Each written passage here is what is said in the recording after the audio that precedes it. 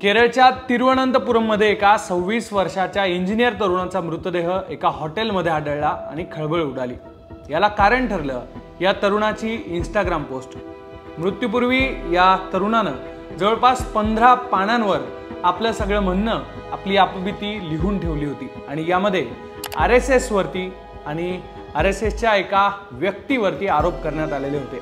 देशभरात या प्रकरणाची चर्चा झाली आणि आता सगळ्यात महत्त्वाची अपडेट आलेली आहे, कारण आरएसएसने यावर अधिकृतरित्या आपलं म्हणणं मांडलंय। सगळं प्रकरण काय, संघाने यावरती काय म्हटलंय हेच या व्हिडिओच्या माध्यमातून आपण जाणून घेणार आहोत। नमस्कार, माझे नाव सुधीर आणि तुम्ही लोकमत पाहताय। तिरुवनंतपुरममध्ये एका हॉटेलमध्ये हॉटेल स्टाफला एक लटकलेल्या अवस्थेतला मृतदेह आढळला। मृतदेह होता 26 वर्षांच्या आनंदू अजी या इंजिनियरचा आणि हे प्रकरण ट्रिगर झालं जेव्हा त्या मुलाची एक इंस्टाग्राम पोस्ट समोर आली आणि त्यामध्ये राष्ट्रीय स्वयंसेवक संघावरती आरोप केलेले होते। याच प्रकरणावर संघाने आपली बाजू मांडलेली आहे। अधिकृत पत्र जाहीर करून संघाने आपलं म्हणणं समोर ठेवलेलं आहे। राष्ट्रीय स्वयंसेवक संघाने नेमकं काय म्हटलंय? कोट्टायम जिल्ह्यातल्या एलिकुलम इथल्या आमचा एक स्वयंसेवक आनंदू अजी याचा अकस्मात मृत्यू झाला।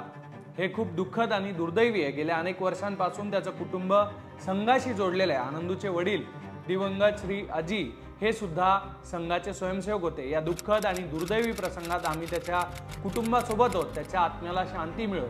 आरएसएस कोट्टायमने आनंदू अजी यांच्या मृत्यूच्या प्रकरणाची सखोल चौकशी करण्याची मागणी केली आहे। तसंच सोशल मीडियावर आणि विशेषतः इंस्टाग्रामवर आणि इतर काही सोशल मीडियावर त्यांच्या मृत्यूनंतर दिसून आलेल्या सुसाइड नोट बद्दलची किंवा त्या पोस्ट बद्दलची चौकशी करावी। त्या चिठ्ठीत संशयास्पदरित्या आणि निराधार पद्धतीने संघाविरुद्ध आरोप केलेले आहेत आणि त्यावरूनच आत्महत्या करण्याचं सुद्धा सांगण्यात आलेलं आहे। आरएसएस कोट्टायमने केलेल्या याचिकेत जिल्हा पोलिसांसमोर सखोल आणि निष्पक्ष तपासणीची मागणी केलेली आहे। आमचा ठाम विश्वास आहे की स्वतंत्र तपासणीतून आनंदूच्या मृत्यूचं कारण तर समोर येईलच, पण या घटनेत आरएसएसचं निर्दोषत्वही सिद्ध होईल। के.बी. श्रीकुमार, सहप्रांत कार्यवाह, दक्षिण केरळ, राष्ट्रीय स्वयंसेवक संघ यांचं हे म्हणणं आहे। त्यांनी स्पष्टपणे आरएसएसची बाजू मांडलेली। तर दुसरीकडे केंद्रीय मंत्री राजीव चंद्रशेखर यांनी सुद्धा या प्रकरणावर प्रतिक्रिया दिली होती। ही आरएसएसला बदनाम करण्यासाठीची एक कॉन्स्पिरसी आहे आणि आरएसएसनेही या प्रकरणावर चौकशीची मागणी केली आहे असं म्हणत राजीव चंद्रशेखर यांनी आपलं मत मांडलं होतं। ते नेमकं माध्यमांना काय म्हणाले होते पाहूयात। From the RSS that they are also demanding an investigation. It is their view and it is their information that has been conveyed to me that they believe there is a very deep conspiracy to defame the RSS that is behind it and that they will issue a clear statement on this issue very soon. आता हे प्रकरण काय ते सुद्धा एकदा समजून घेऊयात। घडलं असं की 9 ऑक्टोबरला एका हॉटेलमध्ये स्टाफला एका तरुणाचा मृतदेह लटकलेल्या अवस्थेत आढळतो। प्रथमदर्शनी आत्महत्या आहे असं समजून हे सगळं प्रकरण पुढे जातं। स्टाफ पोलिसांना कळवतो, पोलीस तिथं दाखल होतात, अकस्मात मृत्यूची नोंद होते आणि तपास सुरू होतो। 26 वर्षाच्या या तरुणाचं नाव असतं आनंदू अजी आणि तिरुवनंतपुरमच्या एका IT कंपनीत तो काम करतो। तो मूळचा असतो केरळच्या कोट्टायम शहरातला। हे प्रकरण चर्चेत तेव्हा आलं जेव्हा याच आनंदूची इंस्टाग्राम पोस्ट समोर आली। आनंदू अजीनं आपल्यासोबत घडलेल्या भूतकाळातल्या सगळ्या गोष्टी सांगितल्या। तो मूळ कोट्टायम शहरातला होता, तिथूनच या गोष्टींची सुरुवात झाली होती।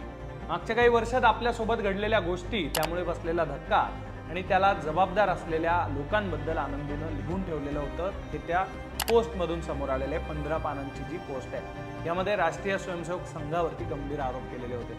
लहानपणापासूनच संघाच्या शिबिरात असताना माझ्यावर अनेकदा लैंगिक अत्याचार झाले आणि संघातल्याच एका NM नावाच्या व्यक्तीने आपल्यावर हे अत्याचार केल्याचे आरोप त्या पोस्टमधून करण्यात आलेले होते। तसंच राष्ट्रीय स्वयंसेवक संघावरती सुद्धा अत्यंत गंभीर पद्धतीचे आरोप केलेले होते।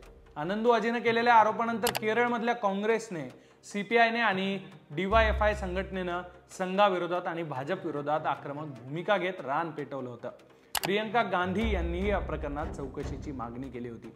प्रियंका गांधी काय म्हणाल्या होत्या तर आरएसएसने या आरोपांची पूर्ण चौकशी करण्याची परवानगी द्यावी असं आवाहन त्यांनी केलं होतं। आनंदू अजी यांनी त्यांच्या सुसाइड नोटमध्ये किंवा त्या पोस्टमध्ये आरोप केलाय की आरएसएसच्या अनेक सदस्यांनी वारंवार त्यांच्यावर अत्याचार केले आहेत। त्यांनी स्पष्टपणे सांगितलंय की तो एकटाच बळी नव्हता, तर आरएसएसच्या शिबिरांमध्ये मोठ्या प्रमाणात लैंगिक शोषण होत आहे जर ते खरं असेल तर हे भयानक आहे। संपूर्ण भारतात लाखो तरुण मुलं किशोरवयीन या शिबिरामध्ये जातात, त्यामुळे RSSच्या नेतृत्वाने त्वरित कारवाई केली पाहिजे आणि या प्रकरणाची चौकशी झाली पाहिजे अशी मागणी प्रियंका गांधी यांनी केली होती। दरम्यान आनंदो आजीच्या कुटुंबाकडून तक्रार दाखल न झाल्यानं तपासाला फार वेग येत नव्हता, पण पोलिसांनी त्याच्या कुटुंबाचं स्टेटमेंट रेकॉर्ड केलंय अशी सुद्धा माहिती आज समोर आलेली आहे। त्यामुळे आता पोलीस या प्रकरणात नेमका काय तपास करतात, काय समोर येतं, न्यायालयात कोण दोषी ठरतं यावर आपलं लक्ष असणार आहे। पण तुम्हाला याबद्दल काय वाटतं ते तुम्ही